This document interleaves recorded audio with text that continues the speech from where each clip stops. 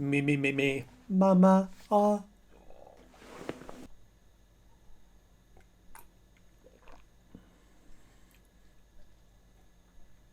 Oh, are we ready? Oh, hello.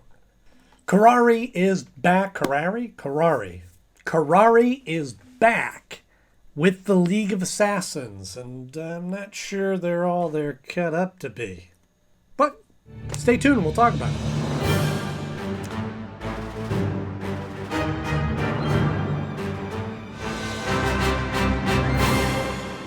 Hello, friends. Welcome back to the show. So glad to see you all once again. And if you're new here, well, thank you for stopping by. I'm so glad to see you too, because this is the show where we go back and look at cartoons from the 80s and 90s that we grew up on and talk about them from the perspective of an adult. And right now we're talking about the series Batman Beyond, which I know came out in the late 90s and now we're into the 2000s, but still it fits in that same realm of things. And if this sounds like something you might enjoy, then hop below, hit the like button, go ahead and hit subscribe while you're down there, because we've got lots of content coming your way. Like today's episode, Final Cut, which originally aired on February 5th, 2000. It's her.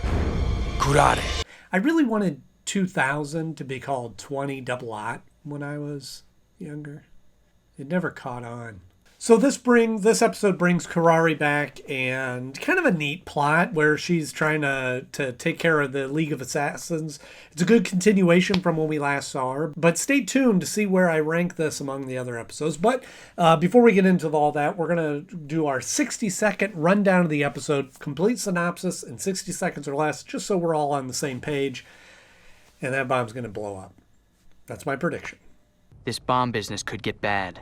We start out on this airplane with this guy with this weird eyeglass thing, and we find out that he's landed to get refueled. He's talking to one of his partners and find out they're the League of Assassins and that he's been staying in the air because Curare's trying to kill them and taking them out one by one. And she does get him, and then the other guy that he was talking to, fires a thing and gets Terry down, and Terry's on his own because Bruce is out of town right now, and he goes, "Oh, I need you to protect me, and if you don't, then I'm going to blow up the city." And so he goes, "Oh, well, I guess I better protect him," and he gets Max to kind of help out, and she's doing some detective work and partnering, and he tries to keep her at bay, and then she goes, "Oh, let's stop him," and they go out, and they eventually stop and find Curare, but she almost gets killed by Curare. Max does, and Terry has to stop that, and she feels bad about that, but then they eventually do stop Curare, and I guess there's not as much to this episode as I thought.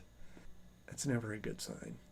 Any time is too long. I think I talked about this in the first episode with Curare, which you can see up here. The League of Assassins is a very formidable threat, and I always kind of liked when they popped up in the shows and the comics and movies even. It's kind of a neat idea of this group of mercenaries that are so good at what they do that can't be stopped, and it takes a great threat.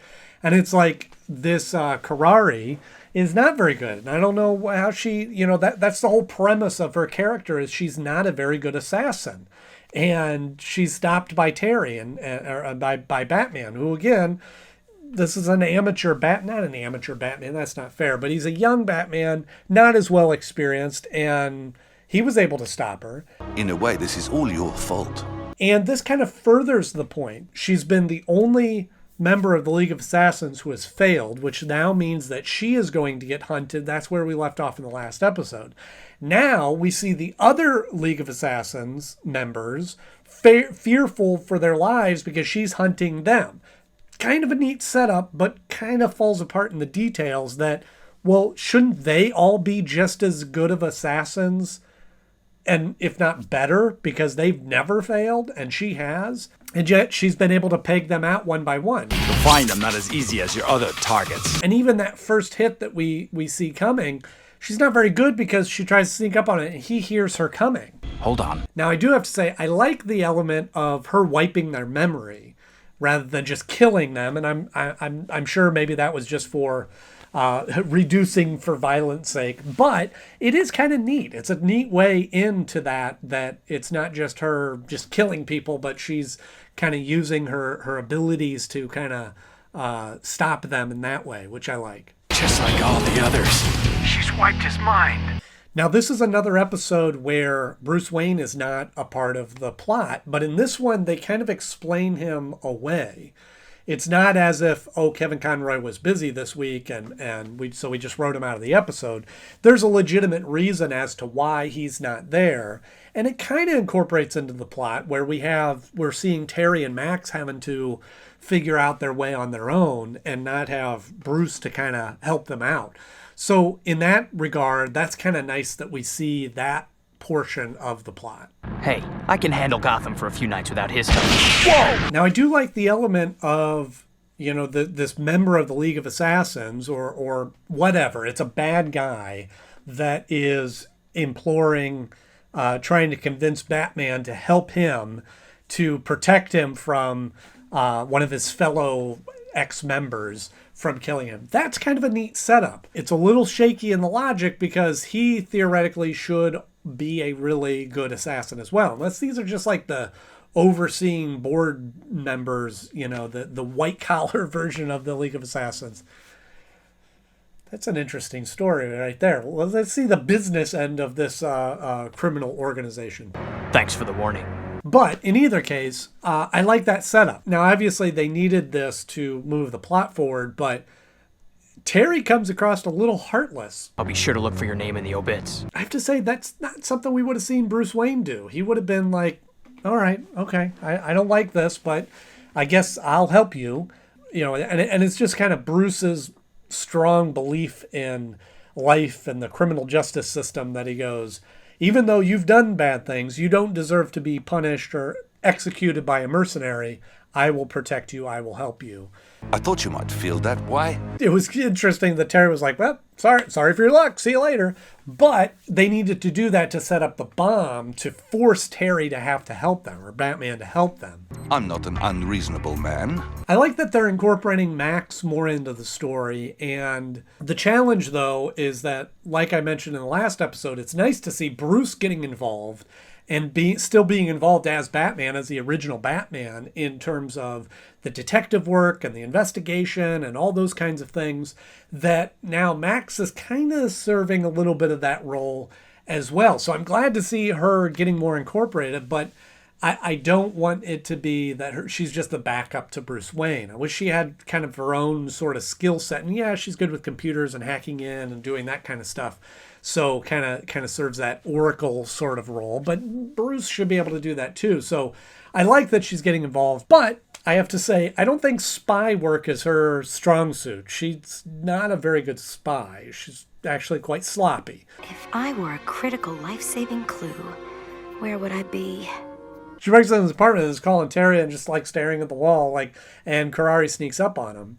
Just a little sloppy in those terms, but it is neat that she's jumping in there and getting involved. There is no we here, Max. But case in point, here is Max, this high school student that has absolutely no training, no superhero abilities, no nothing, and is not a very good spy and all these sorts of things, and is able to prevent Curare from, getting her or killing her, whatever the intention was there. As soon as she got a good look at me, she backed off. And again, I don't know what the intention was, if Curare was trying to kill her or trying to capture her or whatever, but didn't succeed. I mean, Max just flailing and backing into the bathroom and all that was able to stop this supposedly best assassin in the world, or second best, if she was not quite top level League of Assassins, but a little lower down. But in either case, she was able to stop her. And so make a decision. Is Curare bad at her job, or are the other assassins better than her at her job, or is she the best of the assassins, but Terry got the jump on her, or she's just, I don't know. It's all over the place for the convenience of the story. These are professional assassins. But touching back on the Max getting more involved in the stories and that, I'm going to start getting tired of the whole, no, Max, you can't help out. You got to stay here, and I just need you to do this much, and no, you can't. And then 5 minutes later going, okay, I guess you can come help. Two of us gives us twice the chance to find the bomb. And then likewise, Max kind of going back and forth of like, yeah, I want to help. Oh no, I'm scared. Like, do you want to help? This is crime fighting. This is what it is. So I hope they kind of flesh that out. Like, either either make her involved or not, but the back and forth, it's one of those old tropes that we see in shows. Nope, I'm not going to do that. And then cut scene to them doing what they said they weren't going to do. I just want to see that kind of get ironed out a little bit better. You need me on this one, Terry. You know you do. She wanted to come out and be a part of this mission, and now she's going, Can we go home now? and then literally the next scene, she's sitting in the apartment going, oh, I don't know how you do this. Oh, this is so, and Terry's like, yeah, I know it's tough. It's, it's not a thankless job. She's like, no, and not tell anybody. Like, she's so excited. But here we go.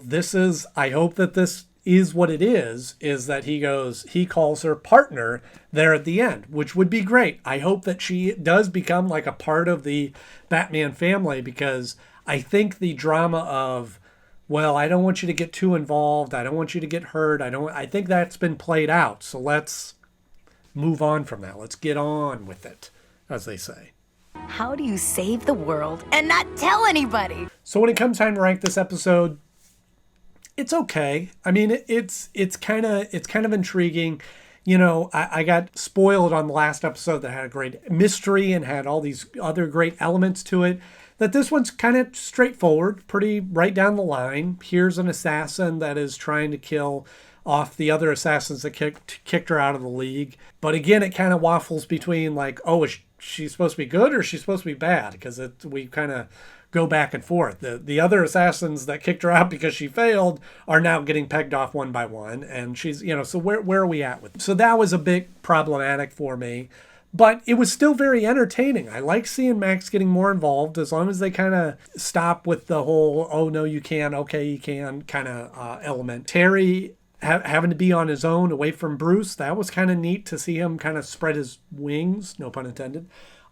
So there were some good positive things about this episode, but just not enough. So for all those reasons, it falls somewhere in the middle at the number 16 spot of my favorite episodes so far. It's just below Hidden Agenda, because that one, the highest point of that episode is what beat this out, is that having that little, Max figuring it out, proving herself as a pretty good detective was kind of a smart way of doing that episode. But I do have this one beating out Earth Movers, because that really is just reduced to big monster thing Batman's got to stop.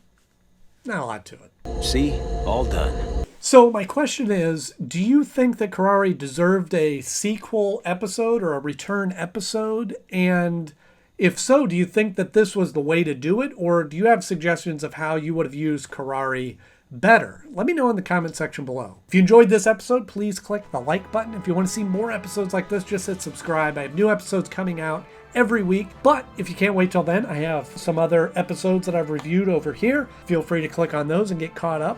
But stick around, because next week I have the episode Last Resort, so you don't want to miss that. As always, thank you so much for watching. I'm Andy Knode, and I'll see you soon.